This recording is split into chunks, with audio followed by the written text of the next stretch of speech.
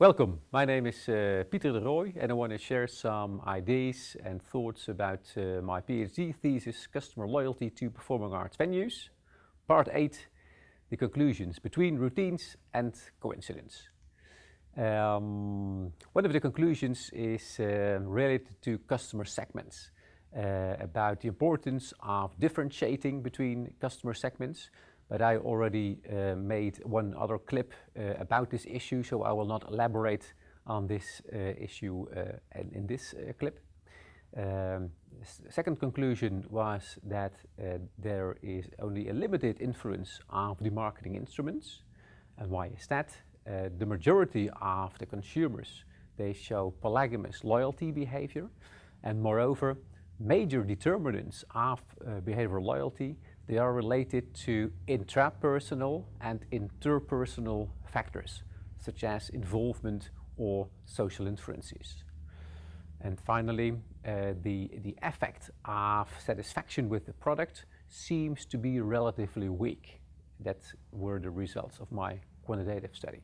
So all in all, the marketing instruments, they have a rather limited influence. Nevertheless, there are possibilities, and I will tell about the management possibilities and implications in the next clip, in clip number 9.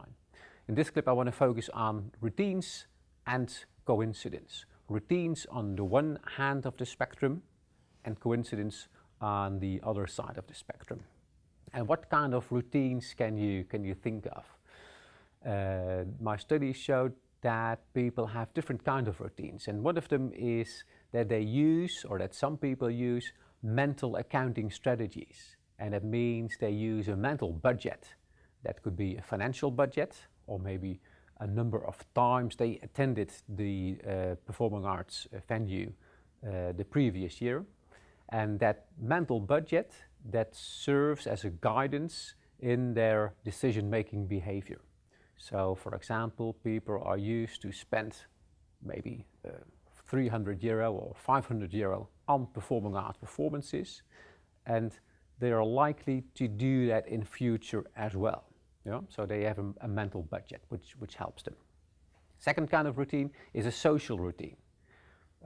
People, they seem to attend, or some people seem to attend performances with the same specific social group, or sometimes multiple social groups.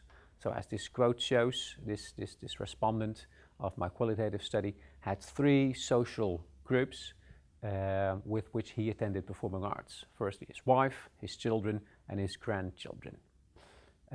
Thirdly, another routine is that some people are used to make bookings prior to the season. They receive the brochure in May or June, or they go to the website, to the renewed website in May or June, and then make their bookings. They want to be sure to attend their favorite performances.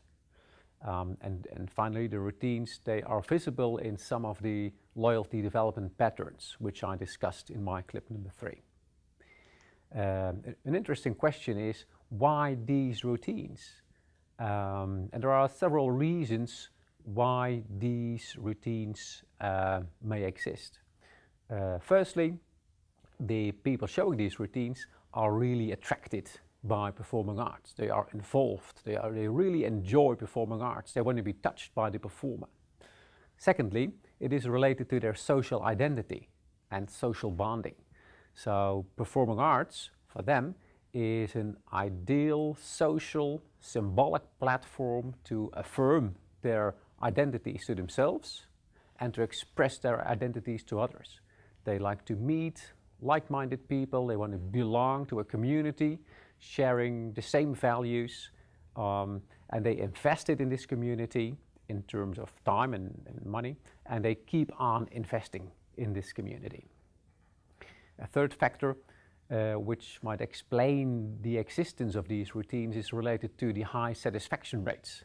So these customers are really satisfied with the primary product, consisting of the programming and the performance itself, but also with the secondary product, consisting of staff, of hospitality, of services, and so on and so on. So they are really satisfied with what they've seen so far. And finally, which is an important factor in explaining behavioral loyalty, is affective loyalty, is commitment. So some of these people, they have strong feelings of attachment to the venue, which contributes to having these routines. So some consumers may be referred to as routine arts consumers. That's on the one side of the spectrum. On the other side of the spectrum, you have so-called coincidental spectators, and their behavior is related to coincidence. And why is it related to coincidence? Because it's not in their mental system. These people are less involved and they are not really aware of the offerings. Nor is it related to their social identity. So there is no reason for them to affirm this identity to themselves or to express this identity to friends. A third factor which might explain or might be related to coincidence are the social influences. The friends of these individuals are also less involved with performing arts. So therefore, their friends or family do not stimulate this individual to attend performing arts more often. A fourth factor is about the performance dominance orientation. These consumers, they really want to see a specific a specific artist or a specific performance. And this performer is leading in their decision-making process. So they do not actually care whether this performance is held in venue A or in venue B or in venue C. So that might explain why it is related to a coincidental visit to a specific venue. And finally, rather obvious maybe, it's the limited availability of tickets sometimes. Sometimes the tickets are sold out. So some people, they have the intention to book a ticket or to buy a ticket, but because it's sold out, it's not possible.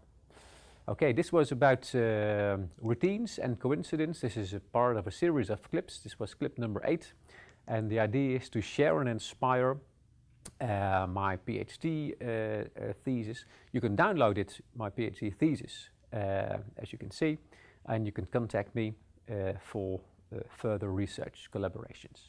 Thank you for your attention.